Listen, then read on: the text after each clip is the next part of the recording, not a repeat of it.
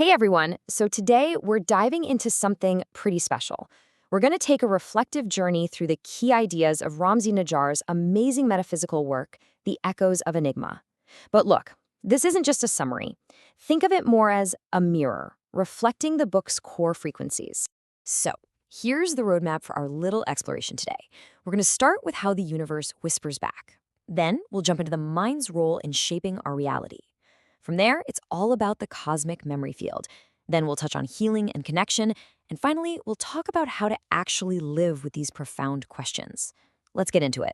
All right, we're starting right where the book does, with a prologue that really sets this deeply contemplative tone. And the Echoes of Enigma, well, it definitely belongs in that second category. This quote, it just frames the whole experience perfectly. It's telling us right from the start that this journey isn't just about absorbing information, It's about finding a resonance within yourself. It's like he's gently tuning you, the reader, into a deeper awareness of yourself and the cosmos. So this whole explainer, it's a space for us to pause, to reflect, and maybe even remember something you didn't know you'd forgotten. Okay, let's dive into our first big concept. And this one, it fundamentally challenges how we see our own minds. So Najjar kicks things off with a pretty radical premise. Your mind isn't some passive bucket for your thoughts. Instead, it's an active transmitter of frequencies. Think about that. Every belief, every single emotion is a signal we broadcast into what he calls the Akashic field, this universal sea of energy, and that in turn shapes the reality we experience. So in this view, our minds aren't just observing reality, no, they are actively participating in creating it. So let's just take a moment with that idea. What frequency are you broadcasting right now? Is the story you're telling yourself one that kind of confines you, or is it one that sets you free? Now we're going to venture into one of the most fascinating ideas in the whole book, the Akashic field. The Akashic records are often dismissed as just some mystical folklore, but Najjar reframes them as a quantum memory field. I want you to think of it like a cosmic internet, a vibrational database where every single thought and action is stored. And this field isn't out there somewhere. We're constantly swimming in it. The key takeaway here is that by intentionally aligning our consciousness, we can actually tap into its incredible wisdom. And here's a really practical way to engage with that field. It's a simple practice, really, rooted in intention and trust. It's about opening a channel for insights to bubble up from way beyond our normal waking consciousness. And this leads to another huge idea.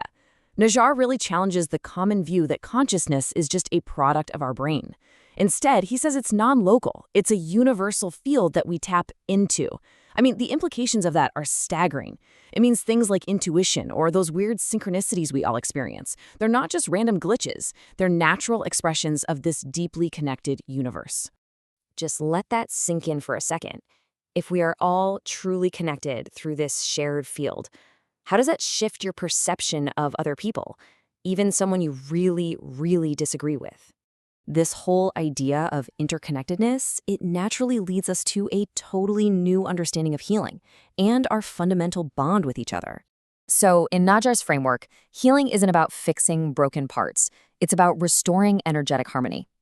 He explores how things like trauma and fear and limiting beliefs, they create all this dissonance in our energy field, and how practices like mindfulness and visualization can actually restore coherence. This is such a powerful way to reframe things. Instead of fighting against an ailment, what if we just listened to it? What is our deeper self trying to tell us through our bodies? And this brings us to another invitation for some deep listening.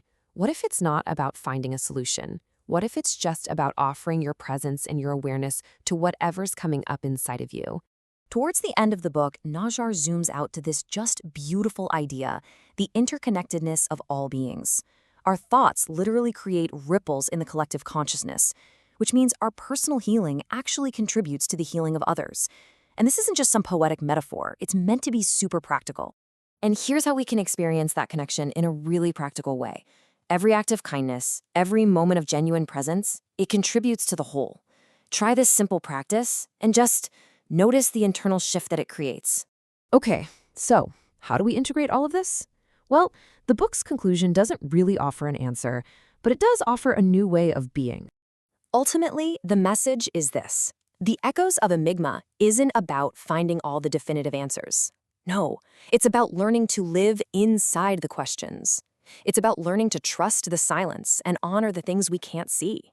And to help with that journey, here are a few really practical ways you can deepen your own engagement with these powerful ideas. You could try creating an Akashic journal to record your dreams and those weird synchronicities. Or you could host a reflection circle with some friends to talk about these concepts. You could even design a personal ritual, like lighting a candle and reading a passage out loud, just to let it echo through your space. And that brings us full circle. Maybe The Echoes of Enigma isn't just a book. Maybe it's a mirror, a frequency, a gentle nudge from the universe, just reminding you that you are so much more than flesh and thought. You are vibration and memory and mystery. We're going to end on that provocative thought. A final question to live with. What if the universe hasn't just been whispering to you, but has been listening to your frequency all along?